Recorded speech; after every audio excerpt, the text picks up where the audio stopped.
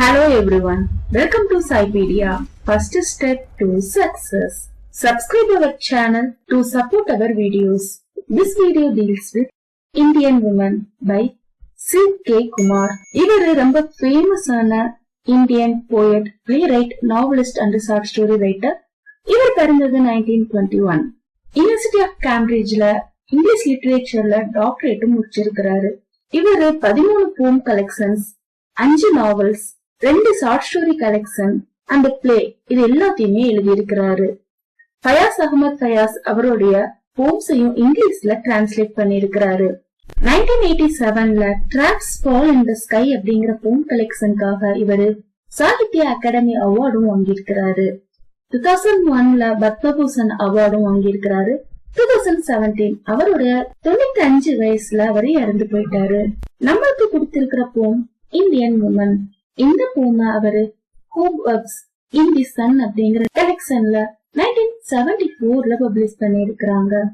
இந்த போம்ல அவரு டிபிக்கல் இந்தியன் வில்லேஜஸ்ல விமனுடைய லைஃப் ஸ்டைல் எப்படி இருக்கு அப்படிங்கறத டிஸ்கிரைப் பண்ணிருக்கிறாரு. இந்தியன் விமன்ஸ் இந்த பேட்ரியார்கல் சொசைட்டில எப்படி எல்லாம் இருக்கிறாங்க, அவங்களுடைய கேரக்டர், அவங்களுடைய பிராக்டிசஸ் என்ன, அவங்களுடைய ஆக்டிவிட்டிஸ் என்ன, டே டு டே லைஃப்ல அவங்க என்ன மாதிரியான சஃபரிங்ஸ் எல்லாம் ஃபேஸ் பண்றாங்க அப்படிங்கறத பத்தினதுதான் இந்த போம். இப்ப நம்ம போம் பார்க்கலாம். In this triple baked continent, women don't itch angry eyebrows on mud walls. போமுடைய ஸ்டார்டிங் லைன்லயே இந்தியன் கான்டினென்ட் அவர் ரெஃபர் பண்றாரு. இந்தியன் சப்கான்டினென்ட்ல விமனுடைய சிச்சுவேஷன் எப்படி இருக்கு அப்படிங்கறத சொல்றாரு. இந்த கான்டினென்ட்ல விமன்ஸ் ட்ரிபிள் பேக்டு 3 தடவை பேக் பண்ணப்படுறாங்க. விமன் ஆர் டோஸ்டட் அப்படிங்கறத சொல்றாரு. ட்ரிபிள் பேக்டு அப்படின்னு அவர் எதை ரெஃபர் பண்றாரு? விமன் இந்த டிராபிக்கல் கண்ட்ரில சன்னுடைய ஹாட்டால ரொம்பவே அவஸ்தப்படுறாங்க. அண்ட் செகண்ட் ஒன், அவங்களுடைய ஏழ்மை, பூவரான பினான்சியல் சிச்சுவேஷன்னால அவங்க ரொம்பவே சஃபர் ஆறாங்க. அண்ட் மூணாவது, அவங்க செக்ஸுவல் ஹராஸ்மெண்டால சஃபர் ஆறாங்க. சோ ஒரு ஃபேமிலியே அவங்களுக்கு இந்த மாதிரியான சஃபரிங்ஸ் அவங்க ஃபேஸ் பண்றாங்க அப்படிங்கறத சொல்றாரு. இவ்வளவு சஃபரிங்ஸ் இருந்தும் அவங்களுடைய புருவங்களை கோவத்துல அவங்க உயர்த்த முடியாதா? இந்த மண் சுவர்களுக்கு நடுவுல அவங்க அவங்களுடைய கோவத்தை கூட காட்ட முடியல. காரணம் பேட்ரியார்கல் சொசைட்டி. சோ ஆண் ஆதிக்கமும் ஆண் அதிகாரமும் இருக்கிற ஒரு இடத்துல பெண்ணால தன்னுடைய கோபத்தை கூட வெளியே காட்ட முடியல அப்படிங்கறத சொல்றாரு. Patiently they sit like empty peaches on the mouth of the village well.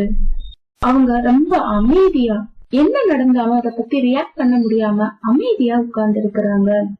அவங்க எம்டி பேச்சஸ், எம்டி வெசல்ஸ், குடங்கள் மாதிரி அமைதியா எந்த ஒரு இதுவும் இல்லாம எல்லாத்தையும் இக்னோர் பண்ணிட்டு எதுக்குமே பதில் சொல்ல முடியாம எதுக்குமே கேள்வி கேட்க முடியாம அமைதியா உட்கார்ந்து இருக்கிறாங்க. On the mouth of village well, அந்த கிராமத்தோடைய கிணறு பக்கத்துல குடங்களோட, காலி குடங்களோட அமைதியா அவங்க உட்கார்ந்து இருக்கிறாங்க. அவங்களால எதுக்கான கேள்வியையும் கேட்க முடியல.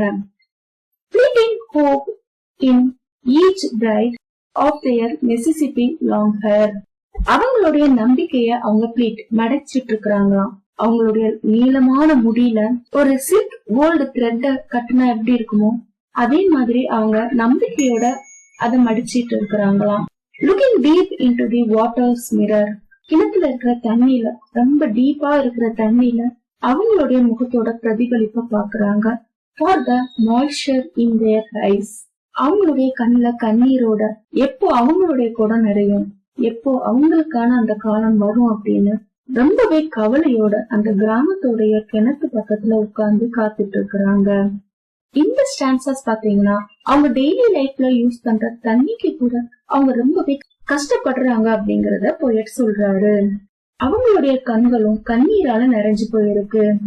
நெக்ஸ்ட் ஸ்டான்சர், வித் ஜுடைக் doodling on the sands, they got their tattooed thigh. அந்த கிணத்துக்கிட்ட அவங்க காத்திருக்கிறாங்க. அப்போ மணல்ல சில சிம்பிள்ஸ அவங்க வரையறாங்க. அவங்களுடைய டாட்டோ, பச்சை குத்தப்பட்ட கால்களை அவங்க பாதுகாத்து அங்க அவங்க இருக்கிறாங்க. Waiting for their men's return. தன்னுடைய கணவருடைய வருகைக்காக அவங்க காத்திருக்கிறாங்க. வேலைக்கு போன கணவர் இரவு ஆகும்போது வீட்டுக்கு வர்ற வரைக்கும் அந்த மனைவி அவங்களுடைய கணவனுக்காக காத்திருக்கிறாங்க.